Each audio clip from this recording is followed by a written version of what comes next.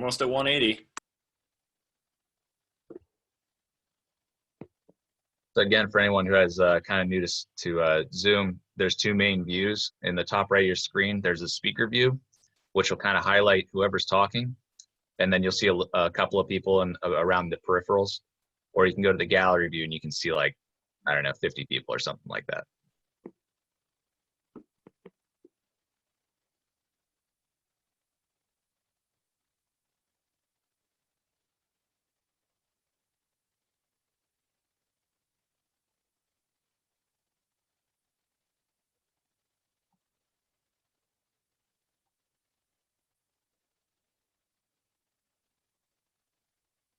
Who took away Castro's birthday?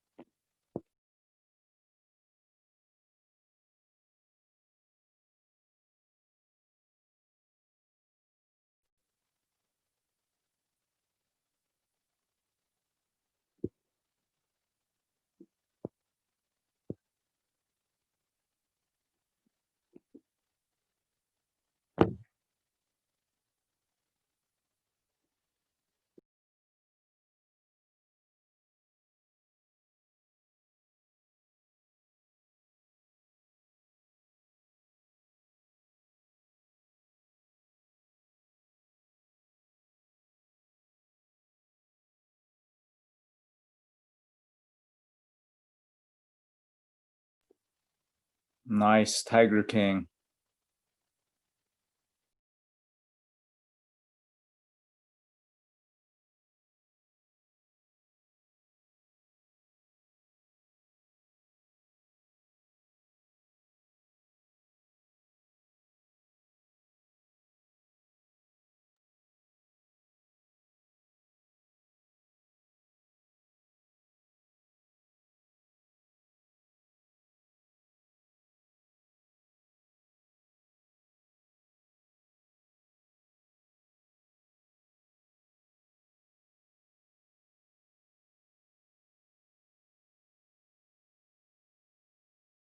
All right, Double Deuce, you guys ready to go? We got everybody? What's the record?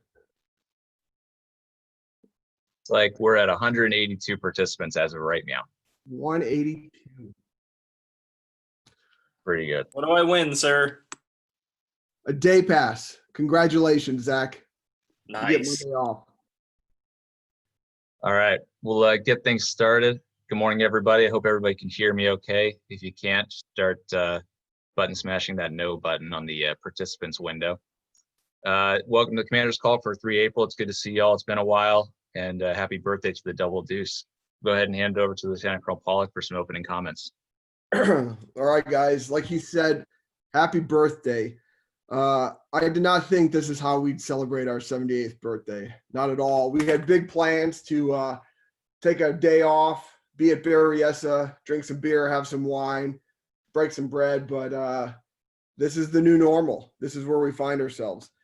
Before I really get going, I just want to say thanks to everybody. A lot of people in ops doing great work, SARM, CSS, tactics, training, Sandoval readiness, transition flight. You guys have done incredible work over the last 2 weeks, and I couldn't be more proud to be on this team. So I just want to say, take a moment to say thanks to everybody. I really appreciate it. I also didn't think that my last all call in person would have been on 6 March, but that's where we find ourselves. And before I go any further, I just want to say a quick disclaimer on Zoom, right? We're doing Zoom because it's convenient, but there are some vulnerabilities with Zoom, and I want everyone to be aware of those. We are looking to get zoom.gov, which is more secure. But just realize, I mean, even the FBI put something out about Zoom bombing, right? So when you set up Zoom, make sure you use passwords and make sure you don't talk FOUO or anything OPSEC related on Zoom. Just kind of a warning. And if you're wondering why the hell are we using Zoom, then it's really to get this connection that we get by seeing each other's faces, right? We do all call every week because we care about each other. We want to look each other in the eye, see how we're doing, and that's what Zoom brings. So more on that later. This is not going to be a standard all call. I'm going to say a few words to start here, and then we'll go right into some history and then through the leadership. And then next week, the plan is to kind of get back to our standard all calls on Zoom. We'll do hail farewells, we'll do all the smoking and joking. But today I just want to set the stage really for what's going on and the fact that the squadron's been through something like this before, right? Not necessarily a pandemic, but tough times. And we've come through. So yeah, so let's get into it. So if you go to the next slide there. All right. So I want to paint a picture, right? This is what's at stake for us. Again, I was on active duty on September 11th.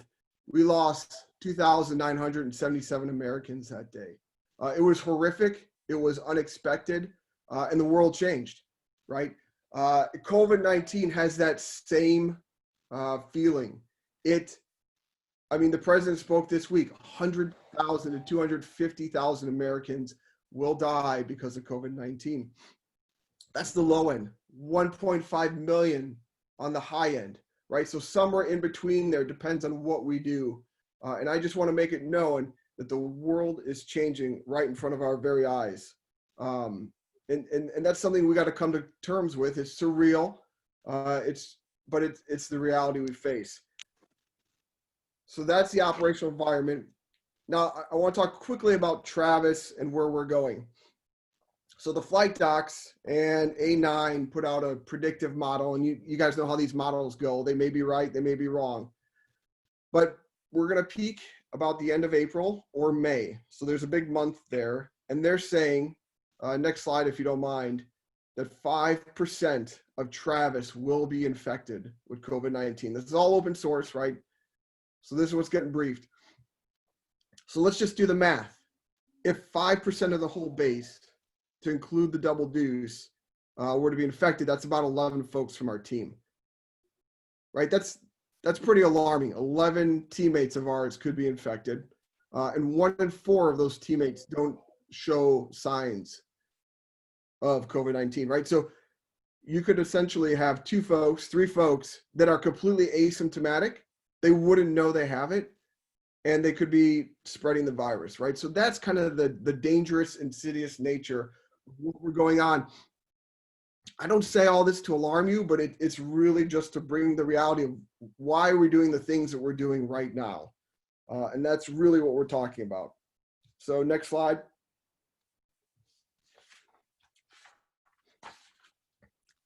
All right. Again, I don't brief these horrible numbers of 250,000 to 1.5 million deaths to scare you. It is just the opposite. It should kind of stoke that fire in your belly, stay disciplined, right? So this is what the teams come up. You guys are tracking. We have 4 lines of effort. You know, if you're not sure what a line of effort is, think of cleaning your house, right? That's a line of effort. You got to clean the kitchen. You got to clean the bathroom. You got to do the floor. All those are different tasks that gets to you one line of effort. So these are our priorities. Right now, our main effort is to stay at home and strict social distancing. Why? Because that helps preserve our mission generation and protect our families.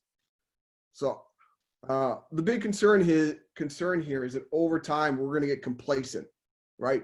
Travis is doing so well. We can kind of get lax on this social distancing. That is my real concern. We cannot get lax. We have got to stay disciplined. That is really what I want to drive home today for you guys. Okay. So I want to just talk about a couple issues that have come up. Next slide, please. All right. Your leadership team, the flight leadership have done a great job communicating with me, and they brought up some things that I've been tracking, right? Training. What's our plan with training? When are we going to get back to training? You guys want to fly. That's a good problem to have. But right now, we have got to stay disciplined and stay home. And we're going to add training as we can. The sims are still down. They'll be down to 20 April. Locals are down to 20 April. We're going to try to get students on missions. We'll talk about that here in a second. But really, we've done such a good job of training in the past. We have great instructors that we can take a break for 30 days and come back even stronger. That's really what I want to get after. I know there's some questions on CBRNE, DTS, immunizations, isopreps. Suffice it to say, we're working all those issues, right? CBRNE, we're gonna get the training working with LRS. DTS, we've upped our channel on Slack. Immunizations are still open as far as I'm tracking. And isopreps, there is a process between ops and tactics that if you're coming due for an isoprep, they'll schedule you. So that's all being taken care of.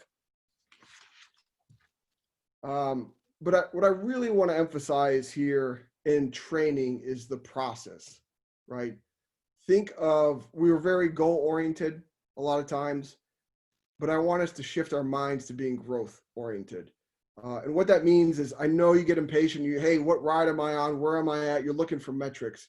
But this is an opportunity to grow in a different way and to train in a different way.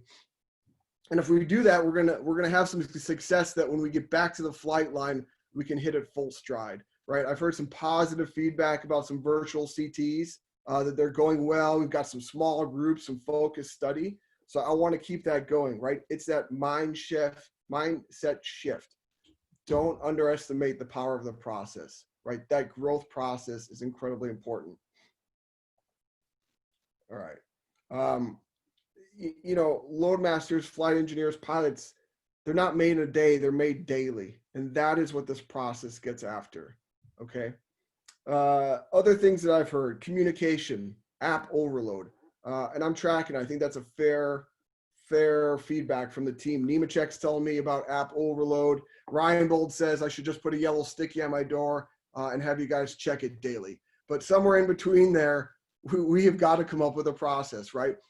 Yeah, I'm pretty pleased that we had Slack in place, because had we not had Slack, we'd be in a tough spot right now. So I'm tracking, the Zoom and you're hearing things about Mattermost and everything. But I'm asking for a little bit of patience, maybe some persistence and some discipline, and we will get the apps under control. But bottom line is the world is changing and we got to adapt. And that's something the squadron is incredibly good at, is adapting, because we've focused on that growth mindset. So we're not afraid to change. Okay. Stress. I want to talk about stress just a little bit. This is stressful. This is stressful for everybody. It's stressful in different ways. Sometimes it's going to manifest in your family, your loved ones. Sometimes it'll just hit you. This is surreal. Is it really happening? But you got to deal with that stress in a healthy way. I kind of penned it in one of my notes to you guys. You got to stay physical. You got to do the mental things. You got to do the spiritual things.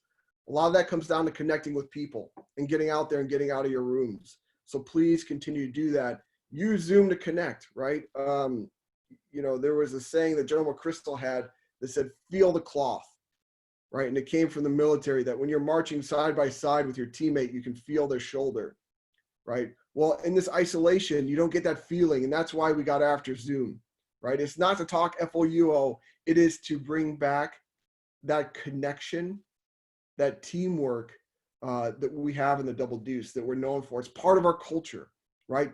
We can't get it fully back. It's not the same as being in person, but looking at each other's faces, seeing the beards, seeing the tie May's got on there, all of that is part of our culture, and it makes us smile. It makes us feel connected.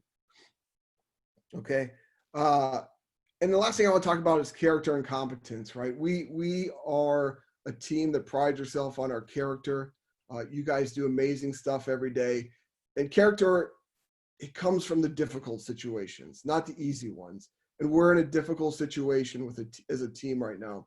So it's the little things that matter, right? Those daily discipline habits that you form, that battle rhythm that you form, the fact that you're going to get outside every day and go for a run or do some type of PT, right? The fact that you stay disciplined and you study, that you don't gather, at parties and do the things that you're tempted to do because, hey, no one's getting sick. We don't know. That's just the hard thing about this is we just don't know. So you got to stay disciplined. And I think you are. This is not to say that the double deuce isn't. It's just where my mind has gone, where we as a leadership have talked about the challenges lie ahead, is we're in it for the long haul. And the long haul, it's tough because humans want social interaction. We want that with each other. I can tell by the way you're smoking and joking, you're probably texting each other. That's good. That's what I want. That's why we got Zoom. It's important to me that we keep connected as a team, right? And finally, what I'm going to say is not only are we going to rise to this challenge, we're going to lead the way, right? We're going to lead the way because we have the characteristics and we've thought about how to operate in a degraded environment. That's what all of Squadron Next has been about, right? And I'm not BSing you. We are prepared and we're going to take it to the next level. We're going to be disciplined and we're going to show the rest of AMC how it's done, right? So that's kind of what's in my mind. Next slide, please. I just wanted to quote here Winston Churchill, who's kind of one of my heroes. He's one of my heroes because he had a lot of faults, which I relate to, a lot of vices. But man, did he rise to an occasion in a very dark time, right? And I think that reflects a little bit on our squadron. Our squadron's made of so many different, diverse people. We're all humans. We all make mistakes. But when things are very hard, we come together as a team. We have that character as a team, and we rise to the challenge. So character may be manifested in the great moments, but it is made in the small ones. And that's what we're doing here together today. You have Zoom meetings with your flights. You have study sessions. You're studying on your own. You're PTing on your own. You're doing some Peloton apps. You're on the running club for Strava. Those are the small moments that this team is using to get through this crisis, this COVID-19 crisis. And I'm really encouraged by that. And then the other quote that really sticks out to me, and you see he's throwing out the double deuces because he was a fan of ours, was victory at all costs, victory in spite of all terror, victory however long and hard the road may be. For without victory, there is no survival, right? And that is, we're a combat aviation unit. We give a shit, we care about victory. That's what we're here to do. We took an oath to, support and defend the Constitution against all enemies. And right now that enemy is COVID, right? And victory is what we need. Winning is what we're about. And that means strict discipline, trying to not get infected. It may happen. I mean, this thing spreads like crazy. We could take all the precautions in the world, but if you're out flying, you may get it. But, my simple ask is that you stay disciplined when you're back in garrison, that you only go out for essentials, and we will get that victory together. And that to me is what the double deuce is all about. So I just wanted to kick it off with just a couple thoughts there and hand it over to Callison now, who's going to talk through the heritage and show you, hey, the double deuce has been in some tough times before, and every time we've prevailed. Not every birthday is happy. You're all going to have some birthdays. Some are going to be great. This is one for the history books for us that we're going to think back and say, hey, shit, we had a Zoom all call. We stuck together and we led the Air Force through the COVID-19 challenge. So again, I just want to say thanks. I'll have a couple closing comments at the end, but I want to hand it over to Callison to talk about some history and heritage. Thanks. Hey, good morning and happy anniversary. Can everybody hear me fine? Good. All right. 78 years ago, the 22nd was incepted on 3 April 1942 in response to the attacks on Pearl Harbor on December 7th, 1941. Since our formation at Essendon Airdrome near Melbourne, Australia, it's at the southern tip of Australia, the squadron has seen a multitude of changes, ranging from the different types of aircraft that we fly to the different locations that we've been stationed at. One of the longest ones was in Tachikawa from 1948 to about 1969, and we were deactivated until we came to Travis in 1972. At first, the squadron was extremely small. it only consisted of about 10 officers and 10 enlisted personnel. And today we're about 200 strong, and we're flying the C-5 that we all know. Strategic airlifter that specializes in combat, humanitarian, presidential, and space cargo. Slide, please. As you can see on the map, we started at the very south end of Australia. And as the United States began making progress towards the Japanese, we started moving north. As soon as we started gaining control of the Japanese, we got up to an area where it shows Port Moresby around 1943. And that's where we started flying what they call the hump. So that's actually what our patch comes from. The patch was derived from flying back and forth across the Owen Stanley mountain ranges that were not only hazardous because of the terrain, but enemy aircraft were out there. The visibility was really low, so you would constantly have to fly through clouds, and the peaks of the mountaintops were actually hidden in those clouds. The rain and mist would hang over the pass and down to the foothills, and that's actually what they called the hump. Slide. The gray donkey carrying the heavy red patch symbolizes the challenges endured by the pioneers of the 22nd and all the challenges they faced, which, as we can see, we're facing a lot of similar challenges to that today. It was not until 1972 that the Double Deuce came to Travis. We started flying the C-5 from there. Slide. Operation Baby Lift is a story that lives on in the 22nd. On her 33rd squadron anniversary, 3 April 1975, President Ford directed that all C-5 aircraft be sent to Saigon to evacuate orphans and refugees out of there. A lot of these were family members and also kids of soldiers who had died in combat. The crew spent 3 hours handing children up the ladder to the troop compartment and fitting 2 babies per seat. It was the first time the C-5 had ever been used for any airlift evacuation. A few minutes after the crew took off, they experienced a rapid decompression, just like how we do the CRM drills for Rapid D. They had just completed the CRM drill, passing through 23,000 feet. They had a rapid decompression, and they executed their procedures from there. To avoid all the gruesome details of this event, it led to major changes on how we train in the simulator, how the flight engineer responds, and how the loadmaster secures the aft ramp and door. And all of us have seen those changes. The scanner will do a walk around, double check for pins and all that stuff. And it's all because of this event that we went through. About 2 years ago, I had the pleasure of meeting Chief Snedeker that you can see in the backdrop of the video there. Him and an orphan that was on board that flight talked to us. They gave this speech. Is a very emotional topic for him to talk about. But one thing that he said to me was the people that made him get through this event was the people in the squadron. And until this day, he still thinks of the 22nd as his family. And I play the video.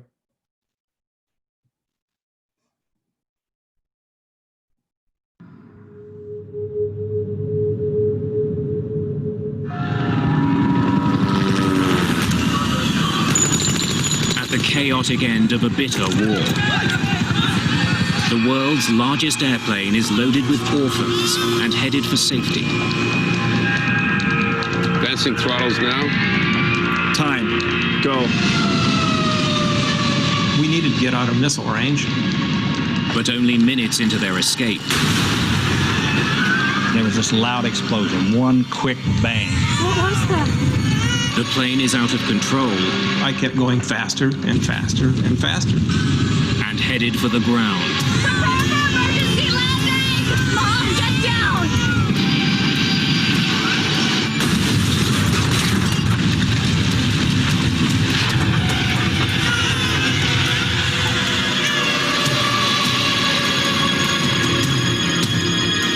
And then it was quiet.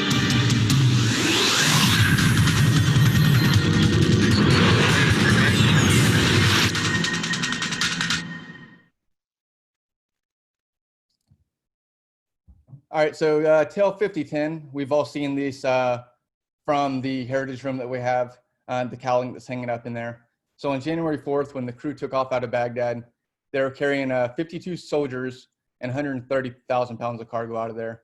As soon as they took off, they heard a big loud explosion, they had some small enemy ground fire from there. And the crew went back and they had to land the aircraft with half the engine missing. In the seat, they actually had a student engineer, which was pretty interesting because instead of the instructor pulling that student out of the seat, what he did was he let him execute all the procedures in that scenario. And the student performed flawlessly. They didn't have to pull him out. They shut down the engine. And despite being shot at, they had to make the decision to go back to Baghdad International Airport and land after they had just been attacked. The crew went through all the procedures properly. They landed. The troop load masters were able to keep everybody in the back completely calm despite the circumstances. And they were able to evacuate the aircraft without using a single emergency exit. So they all got off the aircraft. They had no issues besides the engine being blown up. And they actually repaired that aircraft with like old beer cans and Coke cans to get it out of their Flying 3 engines to get it back to Ramstein to get it fixed. Next slide. The world record flight is a little bit different in the aspect that on Tail 5010, it showed how the crew worked together. The world record flight was an entire Team Travis effort. So fuels, supply, maintenance, and air crews from both the 22nd and the 312th all worked together to break the records in this scenario. So all of them working together, they got the plane loaded. At the last minute, they had to swap the plane to a new plane. So they used Apex to get the aircraft preloaded. Pretty much like we call the rubber turds. They just loaded up the aircraft with enough weight to be able to meet the criteria to break the record. So a total of 86 records, 45 of those were new. And they climbed in 27.5 minutes, which used to take hours for us in the C5B model. So the culmination of everybody working together made this event possible. Slide. Do you have the video with that one?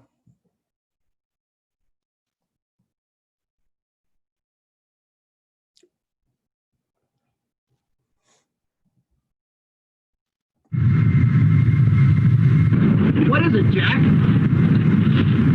Just the largest airplane in the world, that's all. Yes, it is the largest airplane in the world. The United States Air Force C-5 Galaxy. Dispatch Red 22 is one. It's a clear right. Tons of vehicles out there, so. Here we go. He's ready. Clear on the right. Check copilot. Check that. Button fuzz. 4% extend copilot. 4%. Tip pilot. Rubric. Completed. Engage. Command thrust. Set. Altitude hold. Let's go. Engine what altitude are you showing? 37,292. Yeah, dispatch this Red 22. Record number 86 is now in the bag. We achieved an altitude of 37,300 approximately. Took about 27 and a half minutes. Combining the Super Galaxy record set back in 2009 at Dover Air Force Base, the cumulative total is estimated at 85 records for DoD's largest airlifter. I believe once these records are certified, the C-5 Super Galaxy just surpassed both the Antonov 225 and the mighty B-1B Lancer, garnering the distinction of the most world records in all of aviation. Our hat is off. Transportation, maintenance, aerial port supply, fuel, the active duty and reserve components. Our brothers and sisters back in 2009 in Dover and all of Team Travis.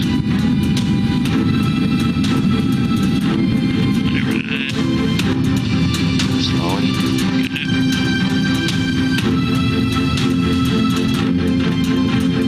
Stop left. Stop.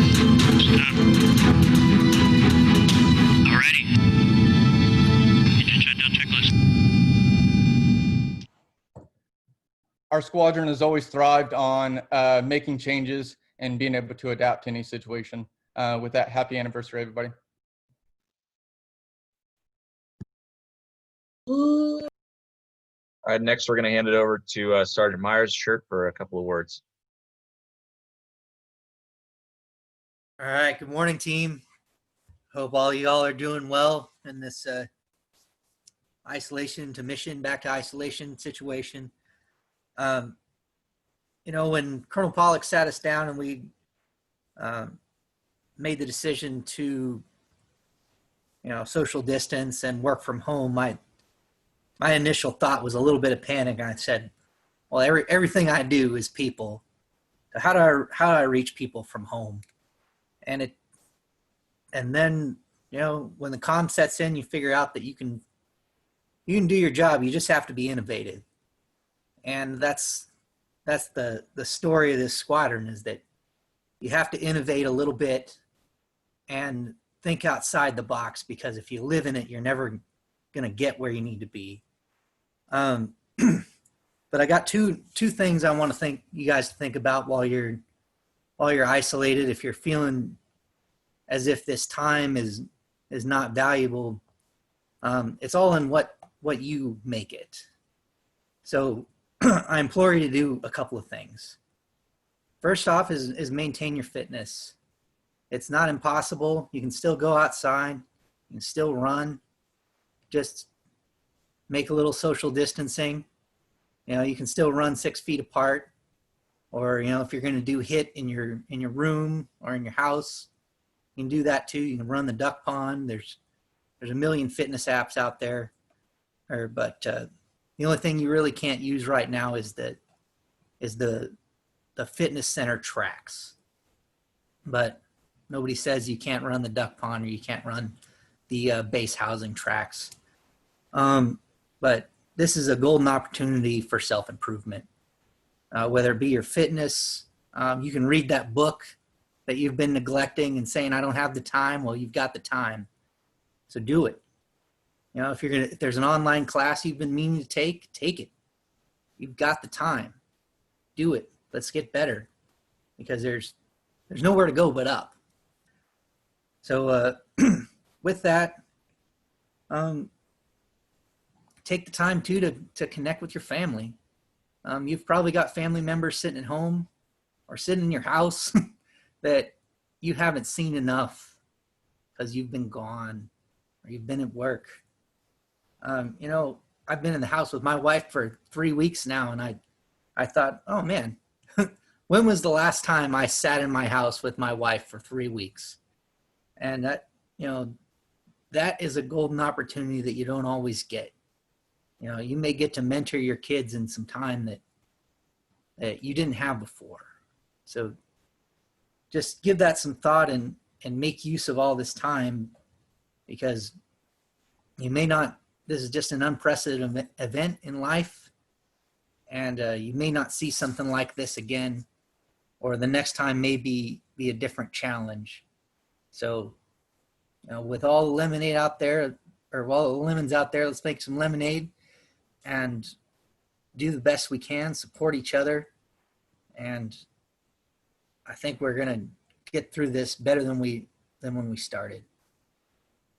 So with that, guys, be safe. And if there's anything that we can help you with as a leadership team, please reach out, because we're all in this together.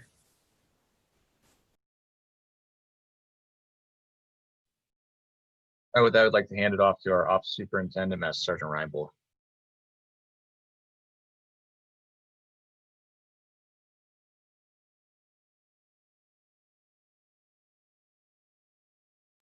Muted.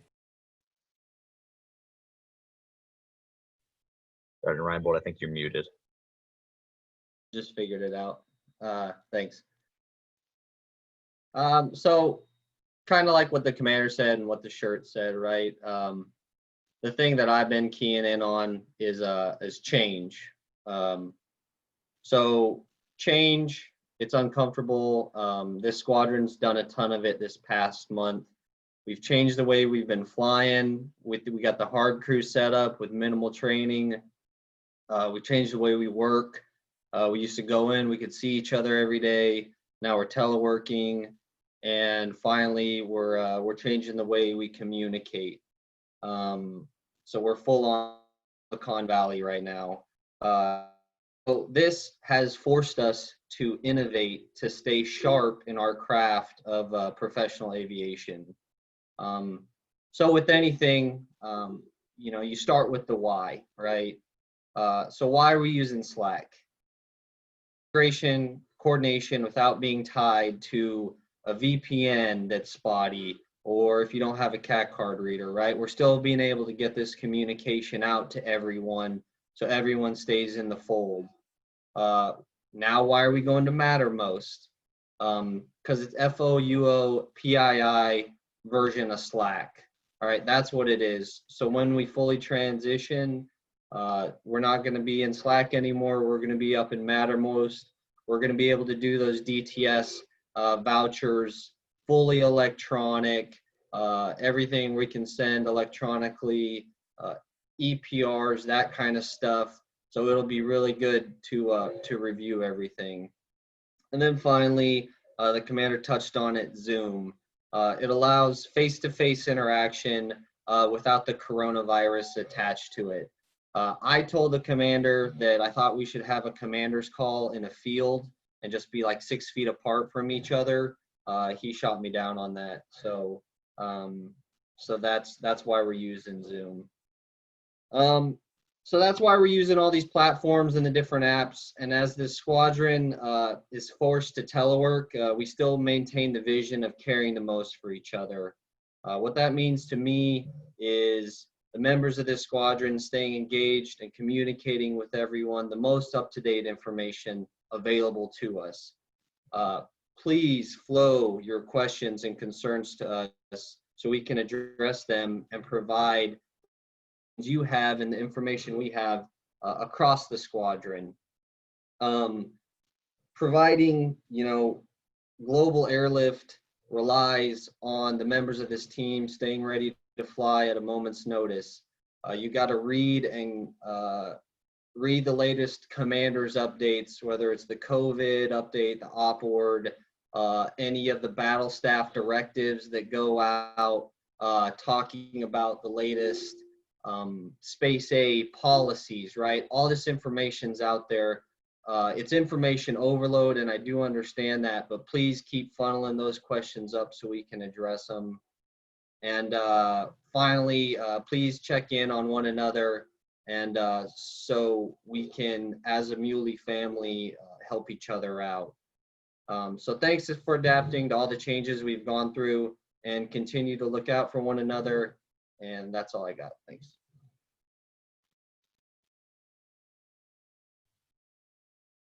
All right, next up, we're going to hear from Major Flick and Shrifty about the current road conditions.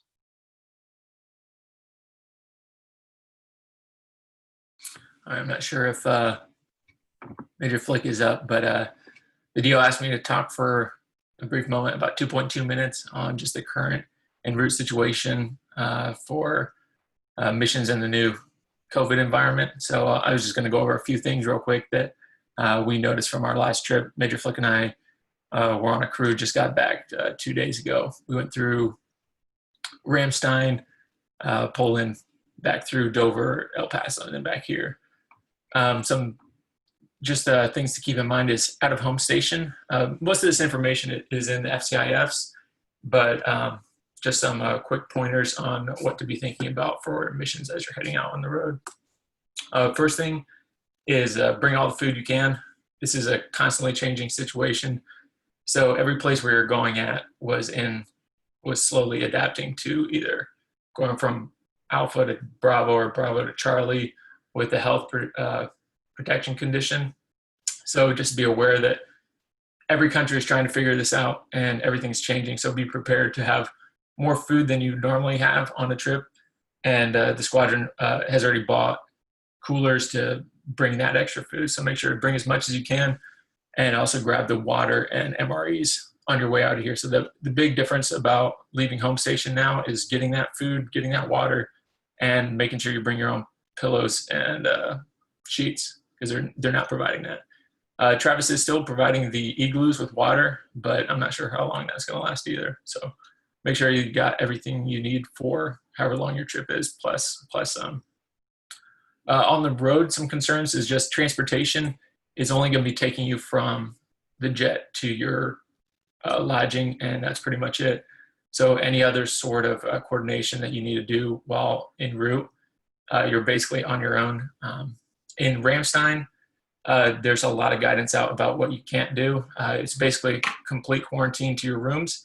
However, the BX and the commissary are still open, and if you have to, it's recommended basically to just wear civilian clothes. Don't go more than 2 people at a time, because right now in Germany, it's 2 max for a group. So no more than 2 people congregating together. So just be smart about what you do if you do come to the point where you need to get more food, but try to bring as much food as you can with you. Dover, from when we just left there, it was they allowed you to leave base to pick up food, and that was it. So Dover's still allowing you to leave the base, but just for picking up carry out. And then just overall mission management concerns. First is one thing that happened is Ramstein is not allowing passengers to leave the PAX terminal. So if your mission is planned to pick up passengers and transit via Ramstein RON, I would call TACC, reroute it. They're aware of it, but they're still not automatically changing it. So make sure that you're, if you've got passengers, not to be transiting Ramstein with the remain overnight, or they're going to be sleeping in the PAX terminal with no food or anything. Also, TACC is swamped. Everything that we called for took extra long. So just be aware that any waivers or requests that you have is going to take longer than expected.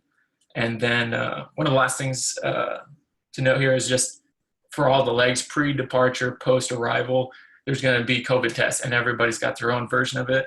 But at Ramstein, at least, you got to take your temperature when you get in and before you leave, and fill out a sheet. So just factor that into where you're as far as planning purposes. And then as we were there, as I was leaving, apparently a crew just came from Qatar, and they're saying that Qatar is quarantining people for 2 weeks even if they land. So we'll see. There's a lot of stuff changing. It looked like Germany was going to go to health protection condition Charlie, which would make it even more restrictive. So that was just based on the latest from what I had. If anybody that's in Germany or on the road now that has updates to that, feel free to chip in. But just be aware it's a constantly changing situation, and most of this information is contained in the FCIS. Just talk to crews that are on the road now before you head out. Make sure you're as prepared as you can be. That's about it.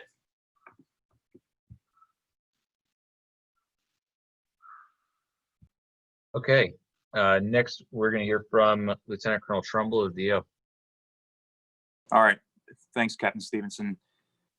First, it's a bit of a bittersweet all call for me as well.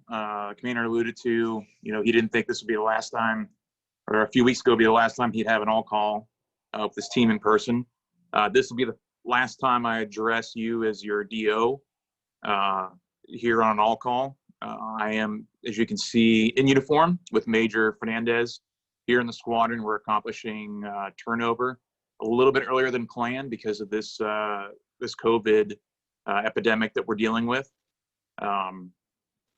So we are essentially knocking out what's required here in the squadron, along with the Tuesdays and Thursdays ops crews that are coming in to push folders, because the bottom line is our mission doesn't stop.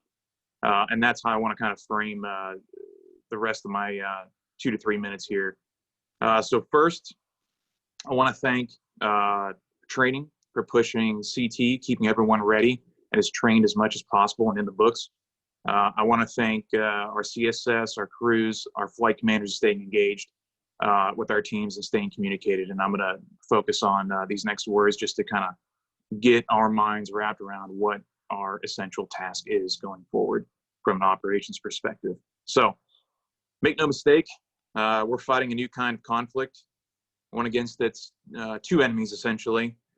One we can't see, smell, or hear, though can derail our mission just as quickly as a near peer. On the other is anyone that seeks to take advantage of the misconception that we're in a vulnerable position, because we're not. We're prepared as a team. I want to quote General Dwight D. Eisenhower, Supreme Allied Commander of Allied Forces World War II and also a 34th President, is he had two kinds of problems, the urgent and the important. What is important is seldom urgent, and what is urgent is seldom important. And I want to unpack that and kind of distill what that means for the Double Deuce. Because in the fog and friction of war and this COVID conflict, it's imperative as a squadron, as a team, we focus on what is important and urgent. And in military speak, that is our essential task. That's our mission statement. Provide world-class global airlift safely and efficiently. For General Eisenhower, on the morning of 6 June 1944, his important and urgent task, his essential task, was to make the decision on whether to launch his Allied assault fleet and amphibious fleet onto the beaches of Normandy, the largest assault fleet that was ever assembled under any one flag in the history of mankind. That was something that was important, right? Because the future of the free world depended on it. But it was also urgent because he had literally minutes to make the call with all his forces on standby. Now, we all know what happened after that and what history was written in our history books going forward. But for us going forward under this crisis is to fly safe missions with qualified and experienced air crews under hard air crew paradigm going forward. Colonel Pollock sent out several methods of communication, one being our op word. It's in our battle rhythm. Hopefully everyone has taken a few minutes to look at that because it is distinctly different from the previous op words we've had pushed out. On that is our 4 lines of effort. And again, one of our essential tasks, his as a commander, is focusing the team on what's important. And that's 4 lines of effort, right? So preserve mission generation, protect and support the Muley family, push clear and concise communication, and prepare for the post-COVID-19 environment. So taking that guidance from our commander, I essentially focused our ops team to devise hard crews.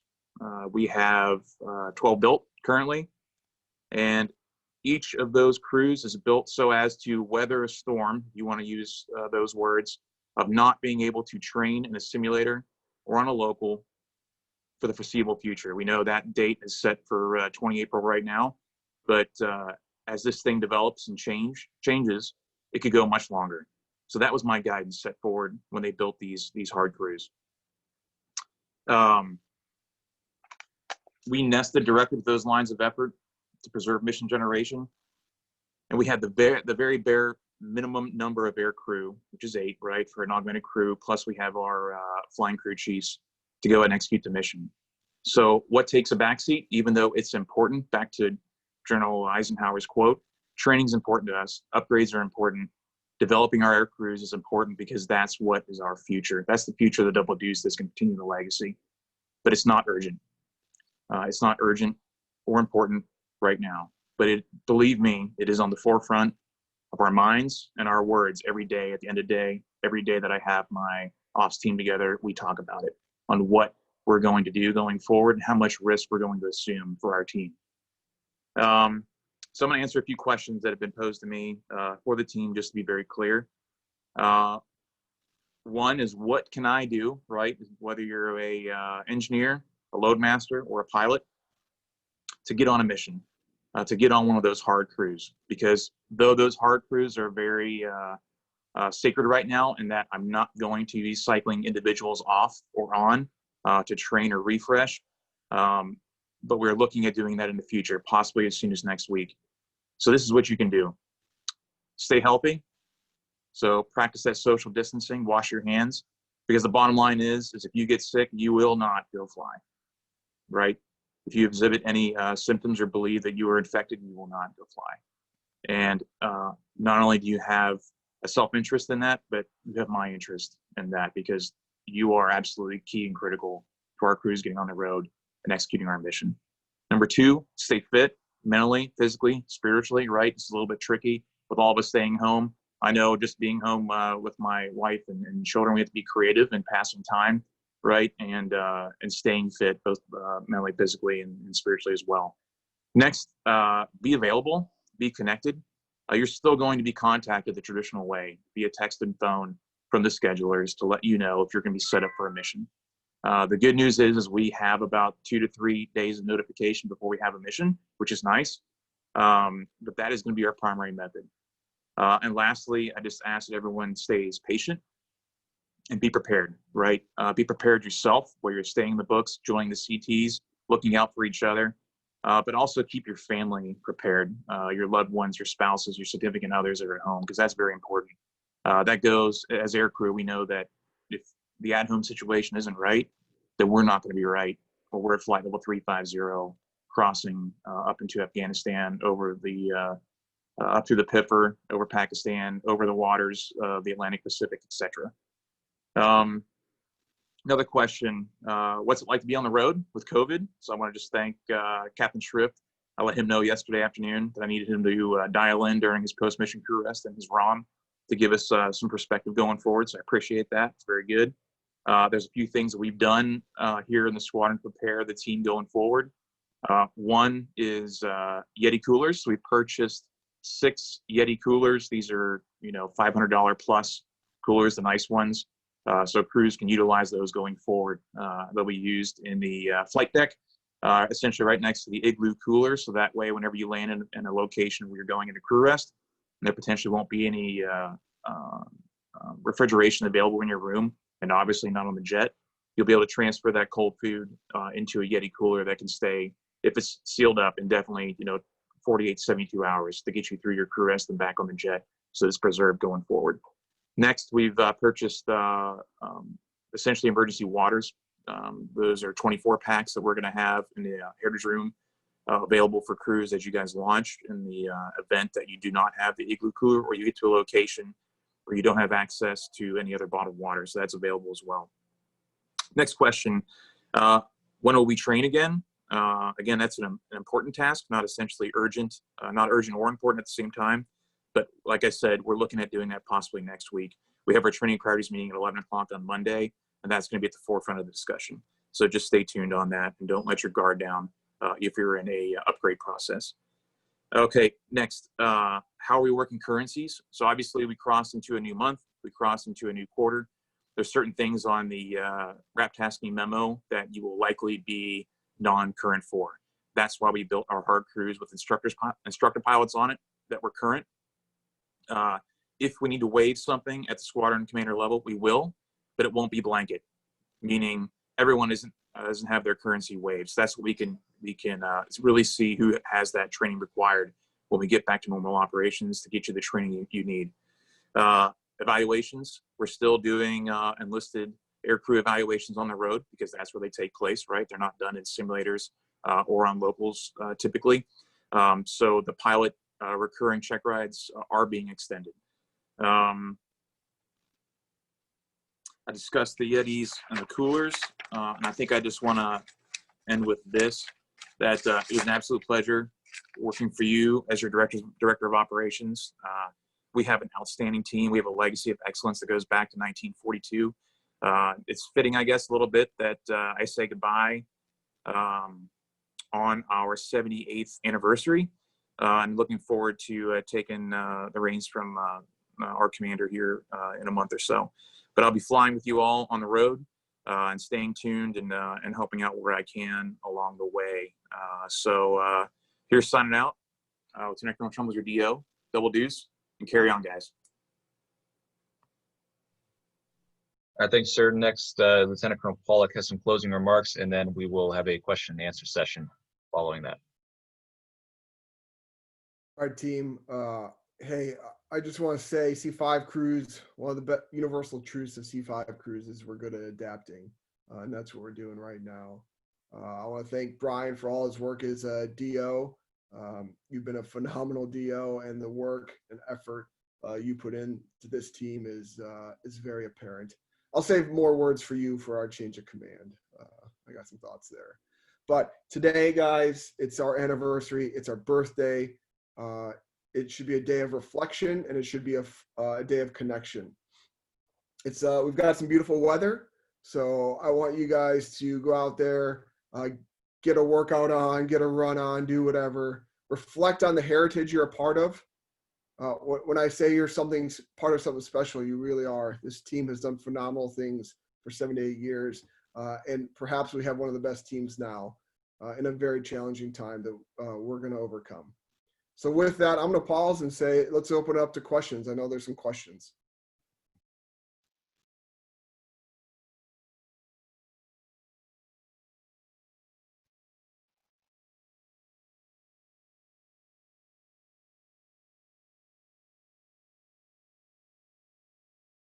Hey, sir, Sergeant Callison. What's the plan for the change of command? Are we going to do a Zoom change of command, or are we going to try to do it in person? So later? the plan is in works. That's a great question. Right now, Captain Stevenson and Captain McColgan are the POCs for the change of command. But we're looking at 29 May, 1022. COA A is really to do it in Hangar 818, still on a C5, but we will Zoom it, right? So it'll be really the group commander, the shirt, myself, Trumbull, and our immediate family, and then no one else, right, to minimize that exposure.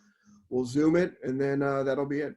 That's the plan. Plan B is to do it in the squadron. If for whatever reason maintenance doesn't want to pull out a jet and put it in the hangar, which is really what Brian and I want. We want to be able to be inside Fred to really show our heritage. And there's nothing like a C5 as a stage. So that legacy we want to continue, and we're going to push that. But right now, change of command is on Frag, 29 May at 10:22, and we'll go from there. It'll be a great day. Do you mind if I jump in here? Yeah, please. If anybody's out there and you are exceptionally good at streaming content or working video or anything, like, please contact us, because we're kind of in uncharted waters here. It's going to be great no matter how it goes, but we definitely use it in the streaming and media content area. Or if you have contacts in PA, that would also be great.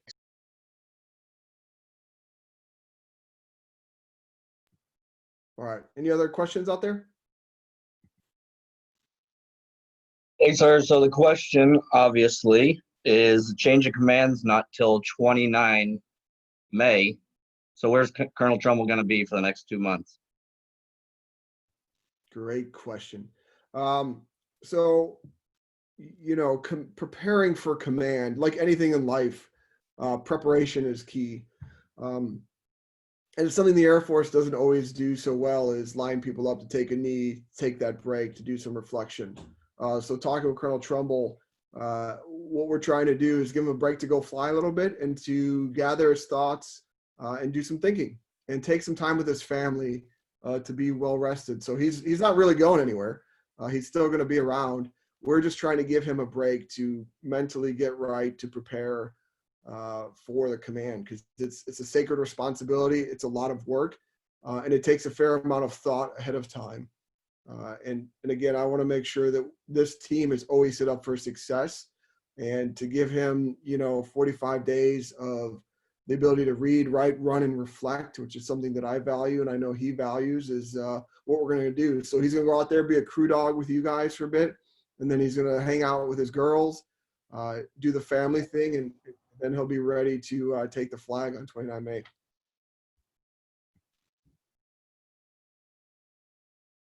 Here's a question from the group chat. This one's from Sergeant Pageant. It says, what are considerations specifically for post-flight after transitioning high-risk areas? I know we have the FCIF as guidance, but what is that looking like practically? Are flyers locking themselves in their rooms and essentially self-quarantining? This is probably for everybody for this one. Yeah, I'll defer to ops here real quick. Okay. Great question. So essentially, as we have crews that are transitioning back from missions, and most of those locations are going to include Category 2 and 3 high-risk areas with respect to COVID, and quickly the United States is becoming kind of one of those, right? As our cases have surpassed other countries that were high-risk areas. You're essentially per SCIF, and everyone keep reading your FCIFs if you have access to GTIMs. If not, they're posted on Slack via the EPUBs channel on Slack. So stay tuned there. Thanks DOV for doing that. You're going to enter a 14-day restriction of movement, or a ROM. And essentially all it is pretty much what you're doing right now, right? So you'll go fly, you'll come home.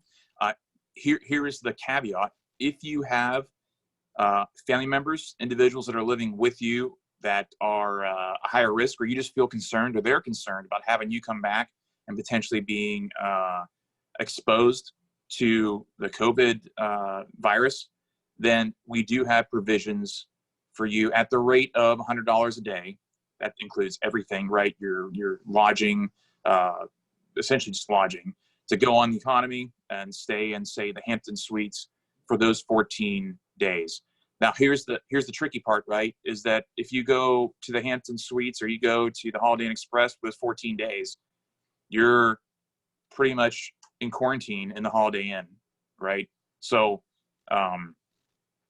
though for some that may sound like an awesome opportunity, me personally, if I have to do it, I've talked it over with my wife since we'll be leaving here on a mission in about 5 days. It's in the forefront of my mind. Yeah, it would suck. That means I'm not going to see my wife or girls, even though they'd be within a mile away from my home for that period of time. It's a personal decision. It's a decision you need to, look to your family and your spouse, your loved ones, your significant others that are at home. But if you believe that they have a significant concern or potentially a high risk with an autoimmune disease or something, then let your aircraft commander know, and he'll pass that up to myself and the commander as you're transiting back from your mission. And we'll make sure that we have that separate, local voucher for you to submit and be reimbursed for those days. If you have questions, your aircraft commanders, I've been communicating with them on their roads. They should be fairly well versed in this. I know the commander is, and the flight leadership. Just ask questions. But that is available to, again, our second line of effort that Colonel Pollock sent out is protect and support the Muley family, us and our loved ones. So hopefully that answers your question. What I will also touch on is that those 14 days are not sacred, and that as an operations team, we can potentially move into those 14 days and utilize you on another crew. We're not electing to do that yet. Some of the triggers or key indicators that we will move to that potential branch plan will be if we have our hard crews going down, either being exposed for sure, right? We know that someone was a passenger, or someone was definitely tested positive and was on the air crew, or they do or have symptoms, right? So those are going to be the key indicators. And yet, knock on wood, we've yet to have that. So we're going to hold those hard crews to their 14-day ROM when they arrive. So think of it almost like an extended post-mission crew rest, if that makes it any clearer. Does that kind of answer the question for everybody?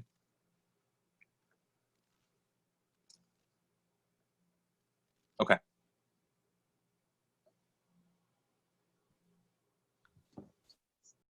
Sir, Captain Hinojosa, would you mind just touching a bit on the difference between min manning and essential personnel as we start to make that, or whenever we start to make that transition, slow transition back to normal ops? Yeah, you bet. Thanks, Joey. So I think it was a commander's update I sent out not too long ago. It defines mission essential and min manning. But just to recap, mission essential is the bare min you need to accomplish the mission, right? So you got a scheduler in there, an ADO in there, an ops officer in there, maybe a SARMI, and you guys are running the go, no go process to get crews out the door. That's essentially mission essential. Min manning, think about like the holiday season where you can bring in each office and you can maybe have office hours, you can have someone on call. The wing commanders given the unit commanders the authority to make that call. Right now, based on the threat and the fact that we're still, the curve is still kind of peaking here, we're going to maintain mission essential. Even though we have the authority to go to mission manning, we're not going to do it. We can do our work remotely. Mostly, I know there's some challenges there, and where we need, we can onesie Tuesday bring people in on a calendar to update VPN or grab a CAT card reader, those things. But really, I do not want people in every office just hanging out to hang out. It's just too big of a threat, and really our priority is to preserve that mission generation that the DO is talking about. So right now, just to recap, we're still mission essential. I don't foresee us going to min-manning for a couple weeks, really till the end of April, if you want my honest opinion. Now, everything can change, but we want to see where this peak goes in the state of California and see how we're doing. Over.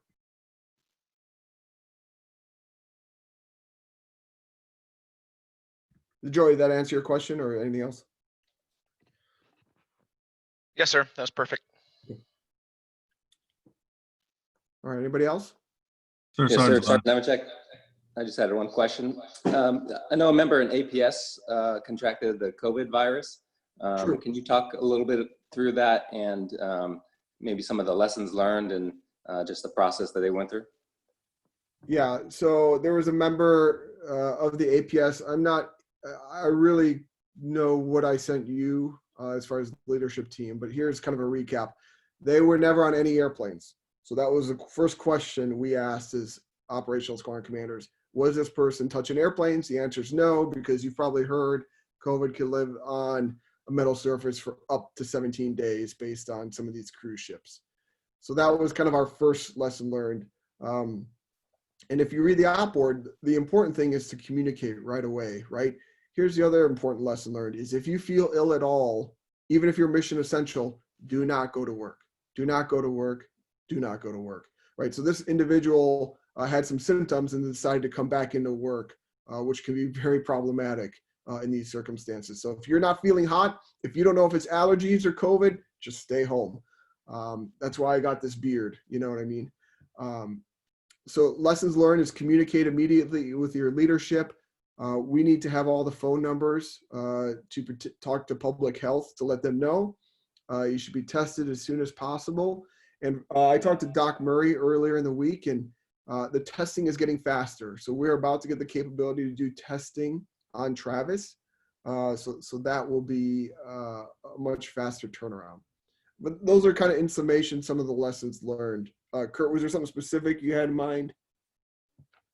Nope, that's it. Just wanted to kind of pass those lessons learned and things along to the team. Yeah, I mean, what matters here is the truth, right? If you're not feeling well, speak up. If at all costs, there's no harm or no foul, even if you have to come off a hard crew. I'd rather you come off a hard crew because you're not feeling hot than take a chance, suddenly get a temperature, and then you're in a world of hurt, right?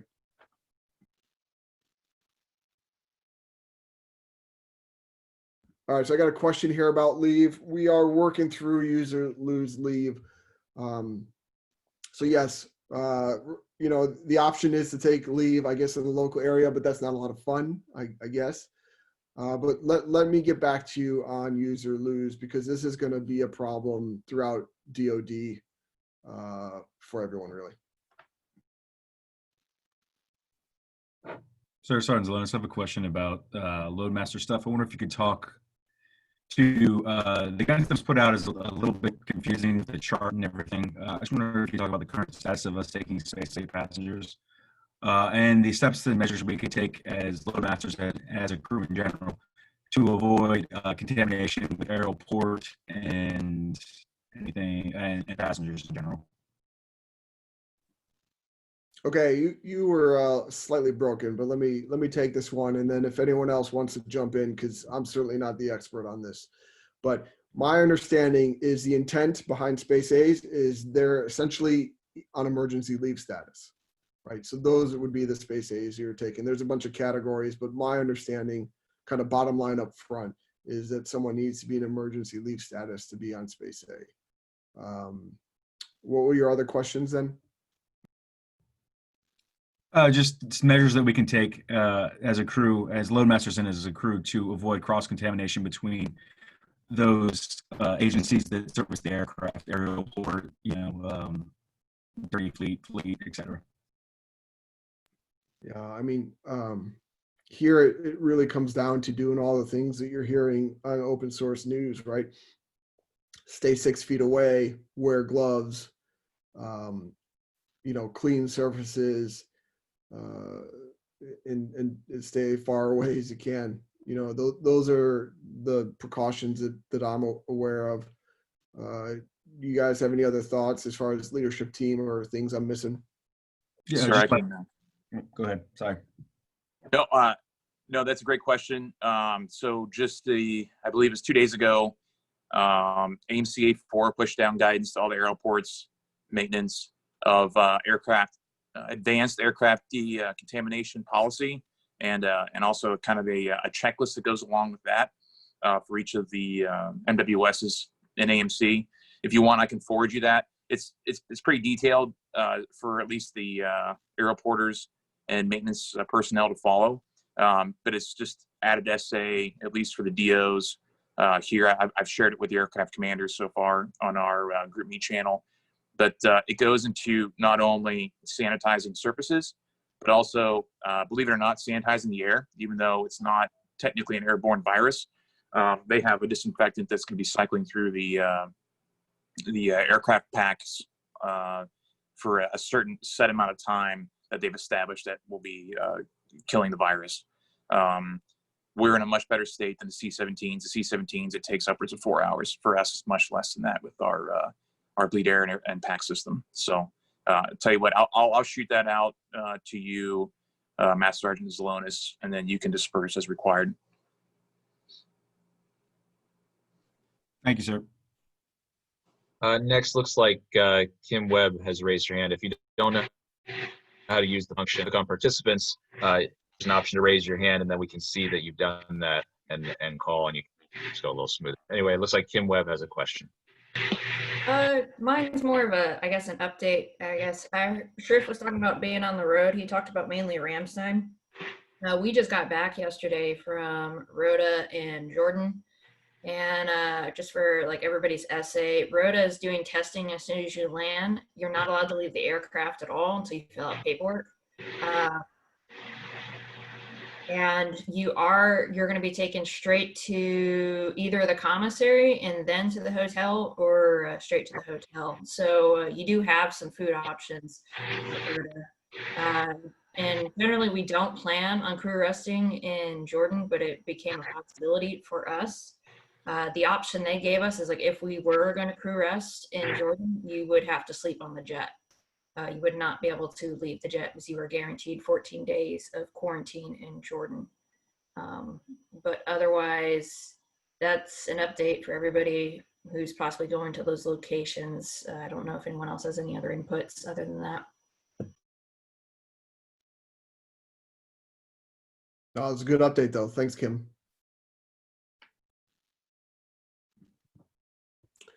All right, any other questions out there?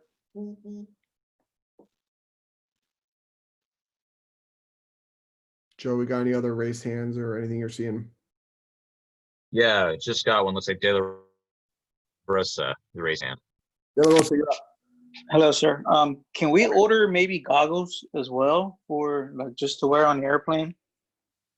Let's look into that. I'll get whatever we want. Like, if it's related to protecting our crews, then you let me know and we'll work with supply. So ops flight, if you can, or readiness flight, sorry, if you don't mind tracking, we can certainly get a couple of pairs of goggles or face shields or whatever you guys want. Thank you. Like Mr. Staten wants to ask a question. Corey, hello. Oh, hi, sir. I just wanted to say hi to everyone because I haven't had a chance to meet everyone, and just say what an awesome job everyone did getting me onboarded, that I did meet from the team, the readiness flight, and everyone that was helping me with my technical stuff. So I'm happy to be on the team. That's all I want to say. Yeah, no, welcome. We are so happy to have you on the team, and we will properly hail you next week per our tradition. So get up for that. But welcome our new UDM.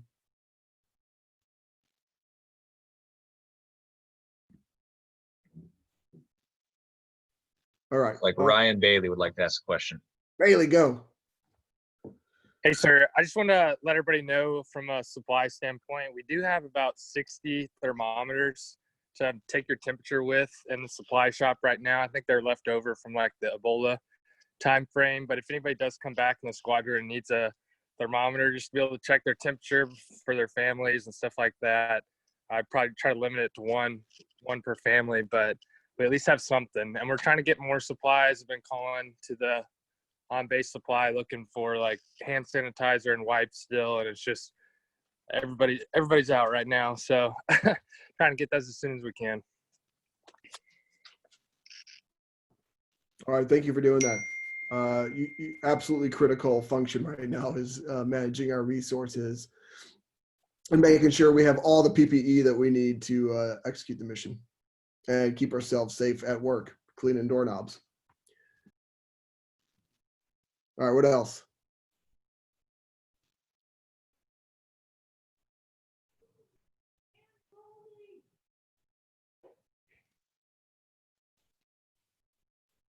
Looks like no more raised hands right now.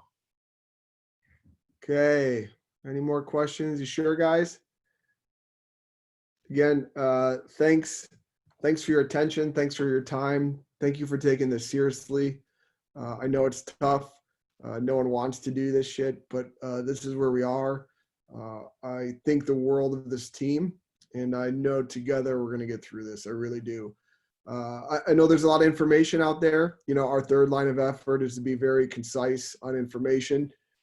Keep the feedback coming. It's super important to me. I want everyone to know that at no point do I want poor communication on this team. So if you're getting frustrated because of communication, it's completely unintentional.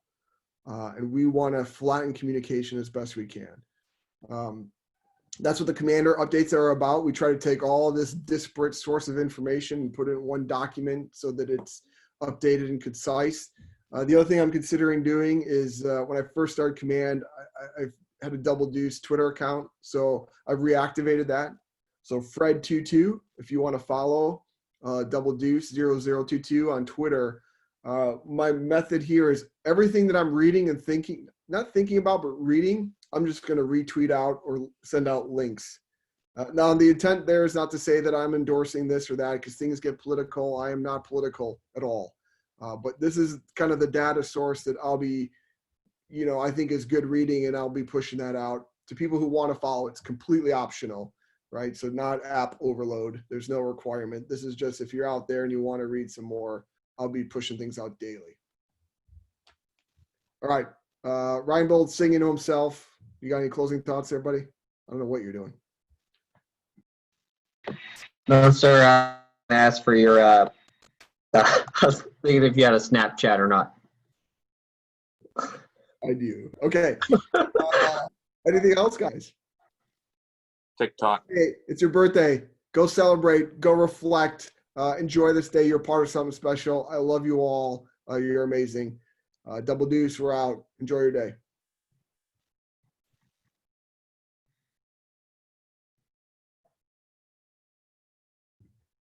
Front office, you guys got anything? I'm going to check off here for a bit, but I'll be right back on in about an hour. I'm going to go for a walk with my family.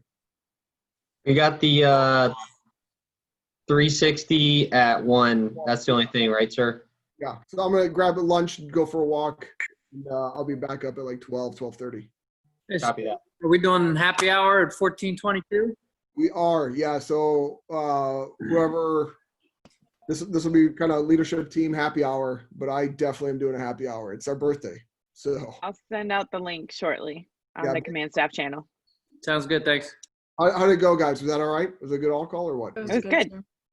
You did good. 193 information. participants. I saw 194 at one point. Really? Sounds good to me. 194. Plus, we have people on. Yeah, I we've was got like some watching doubles. that more than anything else. I was like, damn it. Yeah, like the Brolagio is a few people at once. So if they called in Yeah. on one, that's more. Oh, That's true. brilliant. You had 4 of us here. Four. No, 198. 198. Oh my God, Alex. So close to 200. I'll keep this. I'll keep the meeting open for another 5 minutes if anyone has anything. Because when I leave, it's going to shut it down. So. Yeah, and we can hot wash. Write your thoughts down. We can hot wash it during the happy hour over a cold one, Pellegrino or something stronger if you like. Excellent. All right. Favorite Tiger meme at the happy hour? I have not watched that. Is it worth watching? Oh No. my God, you got to watch it. It's amazing. It'll change you. I don't know if I want to be changed at this point. Gotta watch it. I feel like I need to see it at this Watching point. stupid people makes me depressed. I didn't have gray here when I first started command, and now it's gray. Does that tell you anything? Looking at the picture on the SharePoint. Deanne just looks like he's sitting on a tiger rug. We're starting a petition to free Joe Exotic. Hey guys, I didn't even know you were going to be with us today, man. Free Joe. Yeah, we just got Player, I would have let you speak. back yesterday. All right. Well, welcome back. I don't know how many people are on the road, but there must have been some people that joined from the road. I don't know how we could have got that. Hey, DeAngelis, were you with Linton's crew? No, I was with Major Blessinger. Okay, yeah. So we just got Linton still out, but he should be landing here soon. I have to look at G2. That's the only one we have left. It's good timing. Good. Well, thanks, team. I know this was a big lift. Execs, you did a phenomenal job making all the tech work. That thought it went pretty well. That was awesome. My hat's off to you guys. Seriously, that was good work. So, you guys also get a day pass next week. Oh, that's awesome. Thanks, sir. I don't know. Can I like deliver you guys brandy Wisconsin old fashions at your door? Is that like within social? How much spotted cow do you have left, sir? I have a alcohol. It'll kill the corona. You're good. It's a natural antiseptic. Sir, my Well, it's girlfriend's over 80 favorite proof. beer is spotted cow after I brought it home. Yeah, spotted cow's my fave. All righty, guys. I can hear my kid like just waiting at me to go on a walk. So Hey, Colonel we might Pollock. grab hockey sticks and pass the ball as we walk. Hey, Zoe, sir, do you have something? did you want me to send out a message to stop Mattermost signups, or can I just let it kind of run its course so we can adjust? I think we talked about this during the happy hour. Okay.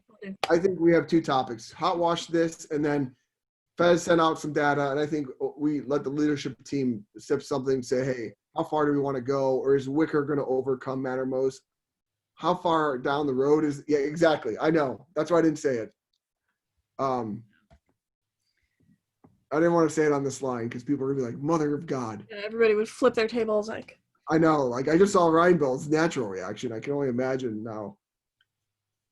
Safe slack. Yeah, don't shake your heads at me, guys. This is not my doing. I would have been content with just Slack the whole time. For a reason, just shh. But the rumor is Wicker combines all three apps, right? So you can do video, message, all of it in one secure app. Does the thread comments nest under each comment instead of being like in a huge list together? That's the only thing I care about. Yeah, secure. Sorry, Nick Martini brings he's sniping our conversation, but it's encrypted Kind of mole. class level, FOUO capable. That's what I mean by secure.